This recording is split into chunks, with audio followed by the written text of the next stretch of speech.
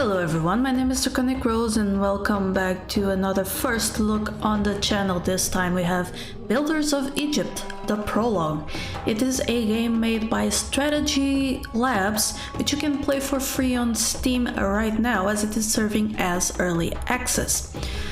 Now, if you know me, you know I like to play my games on Linux, and that is indeed where I am playing it right now, using, of course, the compatibility layer Proton with the Media Foundation DLL patch. Now that sounds a lot of technical stuff, but basically I pressed install on two things.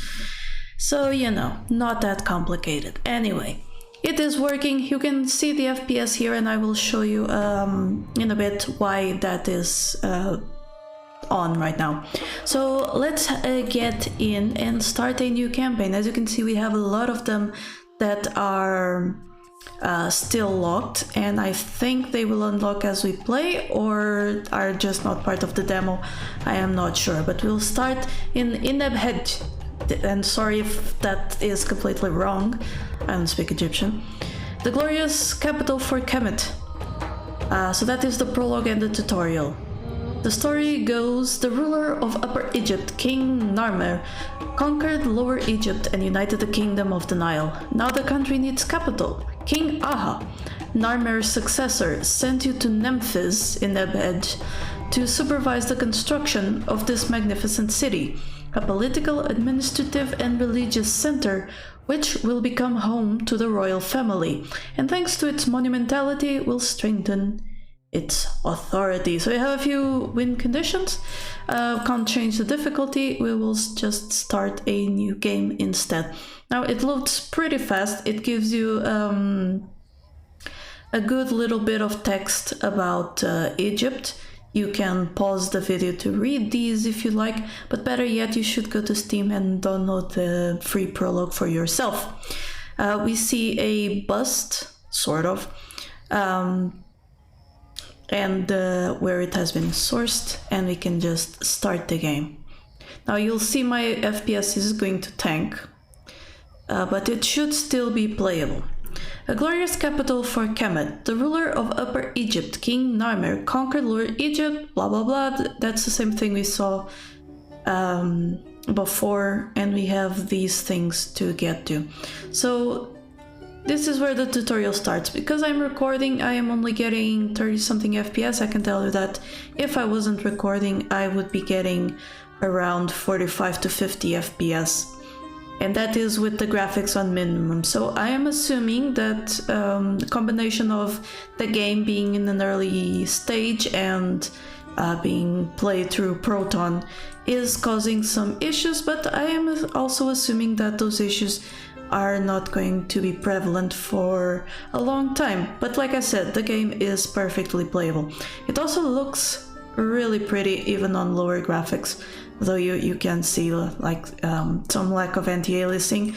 But you know what, that is fine by me. I am just happy that the game runs. So, basic information. This short tutorial is intended for the early access version and will be expanded as the game develops. So we're going to learn right arrow or spacebar to move on. In ancient Egypt, the idea of currency was unknown. Now I can confirm nor deny that. I know that in the old Pharaoh games they used, was it denarius? Something like that. They use the currency that is not Egyptian. But in this game, we pay with bread and beer. So that's our biggest resources, which you can get from trading and collecting taxes, but not a reliable source of income. So we need to develop our stuff. First part of the tutorial, draw some roads. Now, I think their method for drawing roads is a little weird. We come here to Hallison Road. Here's the roads with shortcut T, but basically we click and we drag. And we click again, or we just click, move the mouse and click again. I think it's easier that way. What we can't do, and I think that is weird, like in this tutorial you can't build outside their guides, but you can't start on an existing road. That doesn't make intuitive sense to me. And I don't know why. I also don't like the red border. It's a little bit too easy to mistake it for not being able to build, and I don't think it's very accessibility friendly. But anyway, building houses, same menu, and we built some houses. Now it differs from the Pharaoh games in that it starts with 2x2s. In the Pharaoh games, the houses are 1x1, and you basically build them in 2x2s anyway, so that they can evolve. In this game, they are already 2x2. I think that's an extra step that they cleared away.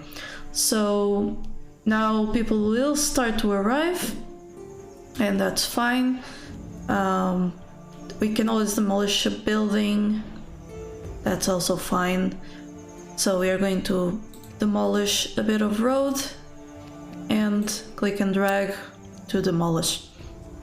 Now, administrative buildings. This one amuses me because I think it uses the exact same icon as Pharaoh does. It's the head with the hat thing. I don't know the name of those. They do have a name. R to rotate. This is the same as the old Pharaoh games. And if we right click it, there we go, the fire station has a range. Houses also have a range, which is not as easy to see. Here we go, it's pretty big. But it basically tells you what kind of industry that house can serve workers for. But we can also build workstations later, which will, I assume, help out with the whole house range thing. The tutorial is really teaching us those things. Right mouse to get the house, and you can see how many people live here, that's the dwellers, and how many of those are available workers. The risks, what they need to upgrade, and what they currently have. So I'm sorry if I'm skipping this a little bit fast. I have already played through this part of the tutorial, plus everything is very, very familiar to Pharaoh, which is a game that I played a lot of back in the early 2000s, late 90s. I still love that game, by the way. I just wish it had a modern engine that we could use like the Caesar games do. Anyway, each house has its own range, right? In order to upgrade a house, they need some things. We need the well, which says here, access to well.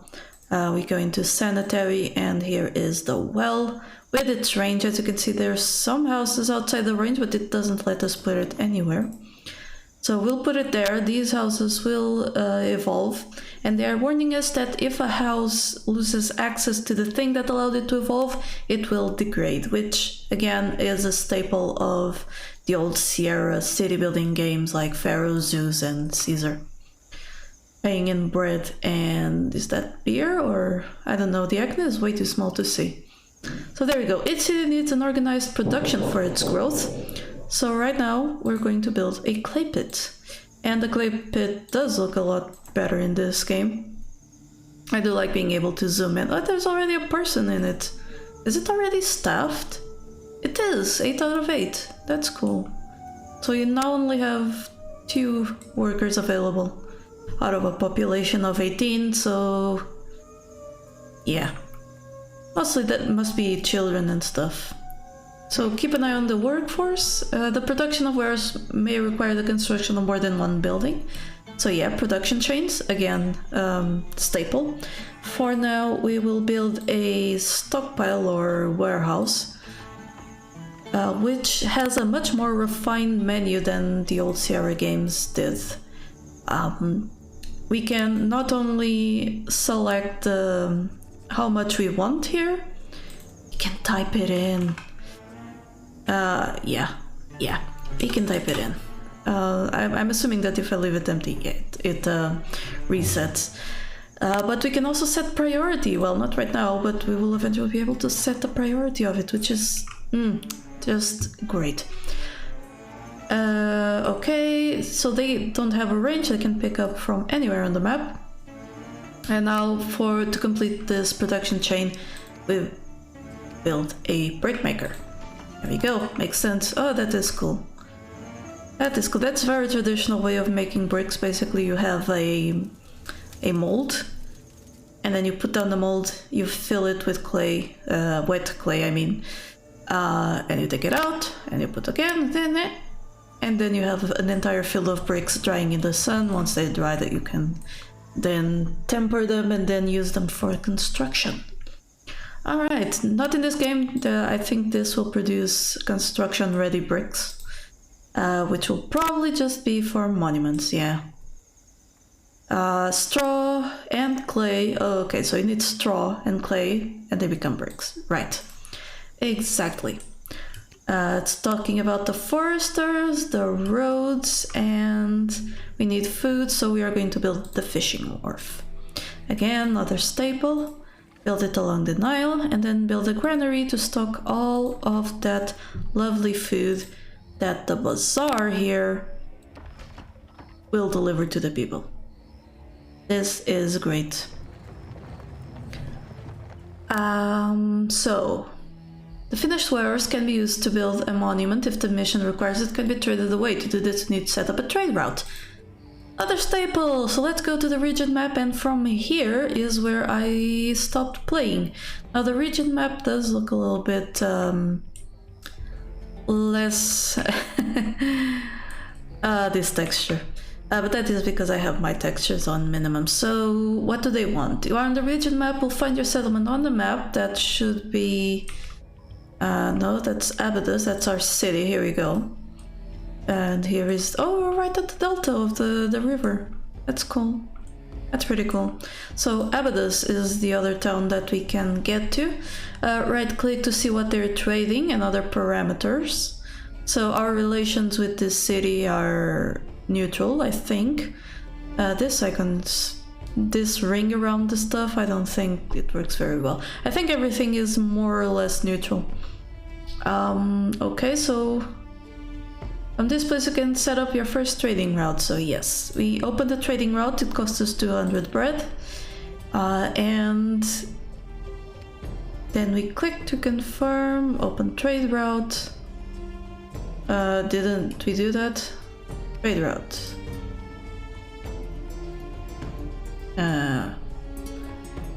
Select Abydos, then... oh, okay, so it was just having a little bit of a hiccup. The trade route has been opened. From time to time, a trader or ship will come to the city to exchange their wares. At the beginning of each year, the amount of purchased wares is reset. If a trader exchanges all his goods during the year, he'll not arrive again until the next one. Again, a staple. You must first determine whether you want to import, export, or do nothing. The default option blocks the possibility to import and export. To change it, click the economy icon. Oh, over there. This is the economy tab. I'm assuming we can actually... oh, no? Guess I can't leave this for now. The goods you can export to Abydos are bricks. Change your policy on bricks to export. So we'll find bricks, here they are. And our policy to export. This is such a tiny text. Excellent, you want to keep bricks in a specific stockpile, you can set it in its options in the information card. Okay, so... guess not. Now, how do I exit here? Press space to continue, go to the terms of the victory. Mission description. There you'll also find statistics tab with diplomatic messages. Okay. And we continue, and now we close the economy tab with this. Okay, we close the region map by getting out of there and back into our city. Like that transition, wish it was a little bit faster. So we have one message of incoming dwellers, just says dwellers are coming to the city, which is good. And now you can close. Can I right click to dismiss it? No, but I can click that little thing. Apparently right clicked on someone, Imhotep.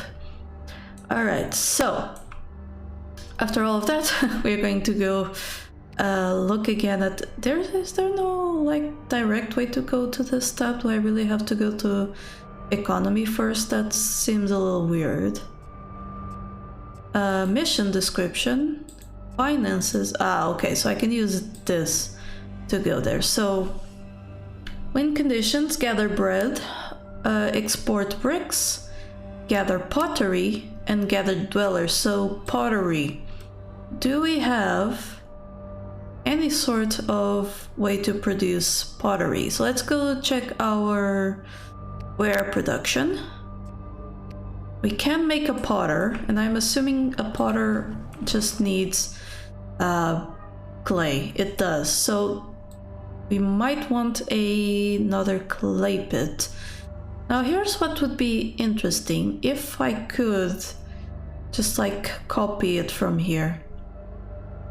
So this one is 100% effective.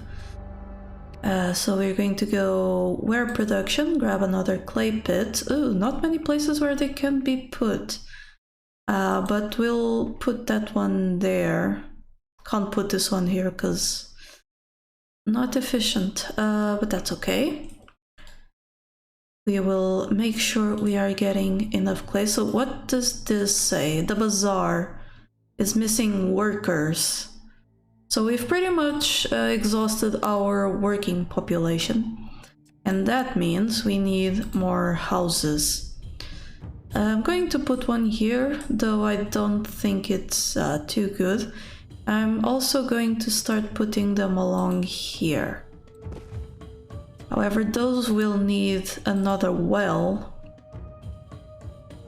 because that well, if I right click on it, do I have to right click on it? Is that? No. The range only comes up to here, so we definitely need another one. So sanitary, well, I can put one here and that actually works out pretty well. And in that case, I'm gonna build another house over here. Yes, good. So these houses now need people, and the people are coming. They're coming in slowly. Now I don't. Here it is. Time controls. It goes up to 6 times. And as you can see, all this time I've been maintaining in around 30 FPS on minimum graphics, so that's not too bad. Can't control the time with the number keys, but I can toggle them with space. So I'm not entirely sure if it's just for now or something. There we go. Request from a neighboring city. A messenger from the neighboring city has arrived. The nomarch of the city asks you to help him deliver the following goods to the settlement. 900 bricks. Okay, so we would need to stockpile 900 bricks to send them, and what do we get in return?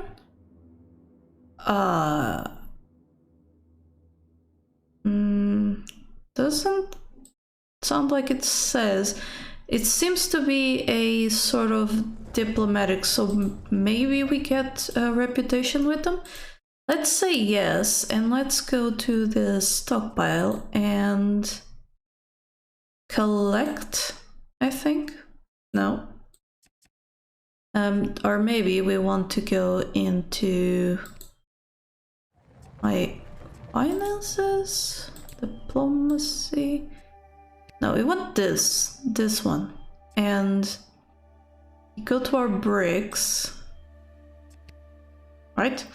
Instead of export, we are going to say nothing because we need to stockpile them. Okay, police station cover map. Okay, so these are the the maps for the things. Building icons. Oh, okay, that's pretty useful. Not right now, but it will be pretty useful. Doesn't look like we have the overseers from the first Pharaoh. First Pharaoh? From the Pharaoh games. And what is that? What is this person?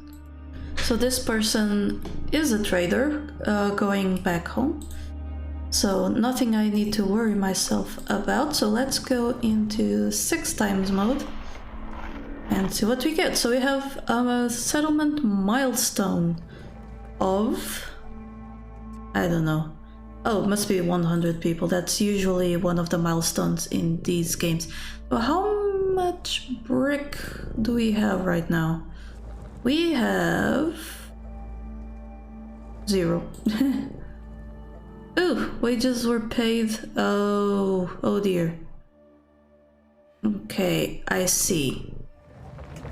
Let's assess then. If wages are being paid and our breath goes down, and we need to send some brick, we need to make it more. So now we have pottery, which is being done with clay, and we have clay, which means you're not making enough bricks, although our brick maker is fully staffed. So that seems to me like the solution here is to just make more brick makers as well. Yes, we have too many clay bits. Oh, I do not. I like those floating windows. At the same time, I do not like them. So let's get another brick maker going over here and over there. And we still have enough people, so we'll see. So we'll continue to do that. We'll build a road here, and if you're wondering how I did that, is just press T for the road, and we'll get it going. So here's the bricks they are making, I think. Oh, the clay goes on the sides here. Looks like clay is not being delivered quite as well as we'd expect. But that should mean that bricks get made a little faster. Or not, because we have no straw. How do we expect to make bricks if we have no straw? Well, I'm assuming we are going to have to import the straw. Let's take a look. Here it is, it's down here. Can we have to go into...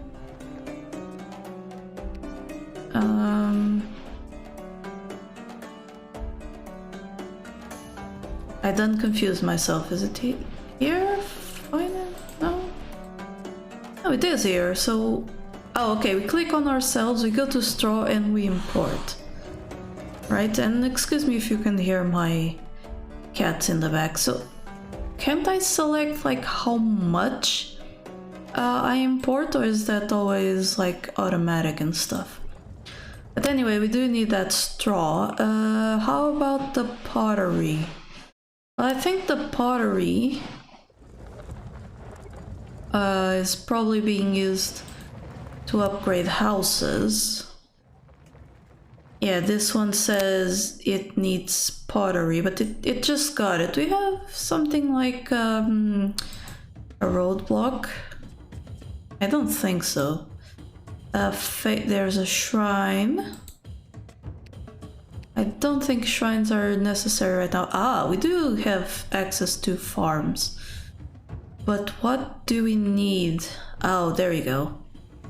Can put farms here. So we could have a few farms going. The tutorial really doesn't say anything about that. I hope I can get a road back there. Let's take a look. Nope. So that means most of those farms will not receive anything, I don't think. But there we go. We rode up there. Over here, 0 out of 10. Oh, farms take a lot of workers, don't they? But they produce wheat and straw, which I am thinking... No, it can't be used to make bread. At least not right now. Bazaar, granary, stockpile, fire station, yeah. It can't be used to make bread, but what we can do is go to our economy tab and we grab our wheat. And we export it. Right? Well, our straw, we're actually... I will keep importing importing it and we'll see how that goes. Alright, so can wheat by itself be used as food? I'm not entirely sure. This fishing wharf is doing good. And it's exporting its food to the granary, which is... yeah, wheat itself can be used as food, so... I don't know. We'll leave it be and see how that ends up. But how are... we're very low on bread. How is our brick? We have 0 bricks.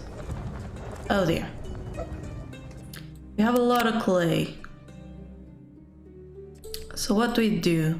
I think these are fully staffed. Almost. This one still needs a few people, but mostly fully staffed. So we can start exporting clay. We don't need as much as we are getting. So we're going to do that. We're going to export clay if we can. That sounds reasonable to me. Let's take a look again at the wind conditions. We need way more bread. We're doing good on the pottery. Need to gather it. I wonder if it's cumulative or what. We're going to need more houses though. That is plenty clear. So 15 bread per house, that's fine by me. Hopefully that will help with the dwellers. What about here? They have access to a well. And they need access to Temple to Evolve, which we don't have access to ourselves. Access to one type of food, so my bazaar is not very efficient. I think because I don't have the roadblocks. However, what I can do is welfare, no, administrative bazaar. Yes, it's going to take a little bit for me to get used to how the where the things are. We get that bazaar, and for now, kinda want to shut down the farms so that my working population will get to where I need it first.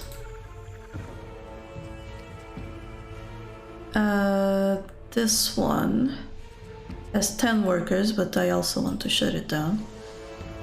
Okay, so it's possible to send goods. I saw that. Where is it? Diplomacy. There we go. We send it. Perfect. So now we go to ourselves, we go to our bricks, we export. Perfect. There we go. We're doing good. All right, we have 14 workers without a job. I'm assuming workers carriers. I guess that just does it by itself, right? All right, so you can start improving these again. So there we go. 0 out of 10, but it's producing? Huh. Interesting. Very interesting. So this one is no warnings. This one, not enough workers, but we will activate it anyway. We'll get those 8 workers that were coming in to staff it. I think this this stockpile is way too full, so leave it be. What is this one doing? It's devolving because of no food. Huh. Is the bazaar not doing its thing, or we not have enough food? How is the granary doing? It's empty. Yeah. With an empty granary, it's kind of hard to get any food going. But the fishing wharf is kind of working. So we'll let it do its thing. We'll keep accumulating workers. And I guess I will bring you back when there's something else to report on the level. So I finally saw that the neighboring city did send us a message. Says they're very grateful for our help and offered us bread. I wish there was a way to see what the reward was before we complete the quest. So right now I am in the middle of building another housing block. I was hoping that wells didn't require roads, as they didn't in the first Pharaoh again. They didn't in Pharaoh. The water stations required roads, but the wells didn't. In this game, they do require roads, so that is what I'm doing, just to get our population up to the mission requirements. We definitely have enough pottery. Are we still exporting it? I think so. Let's see. Pottery. Oh no, we are not. Let's export our pottery. Hopefully that will help out with getting us more bread. And as you can see, we've got a lot of available workers. Now all of the farms are flooded. That is great. As you know, the Nile floods and dries up, and that was the cycle of the seasons in Egypt. So work on farms, pretty seasonal. But hopefully they still count as places that are looking for workers. Now I wonder, no access to the road, there we go, that is a problem there. We'll kill those. These farms are fine, so I kind of want another fishing wharf. So that is food. Fishing wharf. I can't because it needs to be entirely on the green. That is unfortunate. Nowhere here? Nope. Alright. So farms it will have to be. In our case, we can do this and get another farm over there. There you go. Can't get any over here because we can't build roads there, and that is unfortunate. We can get another 2. And we need another one, and in this case we can just... Whoa, my mouse has been jumping a little. So there we go. That is our farm. So from here on out it should be just a lot of waiting. And we will see the end condition. Alright, we have finally achieved a victory, and the way I did this was to get my industry to a stable place and go have dinner while the game ran at 6 times speed. I'm sure there's more efficient ways to do that. So we get this victory screen and it asks us if we want to continue playing this level. In our case, no we don't. We want to see if there will be a next level. So... yeah, no. Alright, so the only available campaign really is the first city. That concludes my first look at this. I am very much looking forward to new updates, to new stuff to do in this game. It really does look like a modern day Pharaoh game, which is something I have been wanting for a long time. I think those old city builders were a very good style that haven't been developed since Sierra went out of business.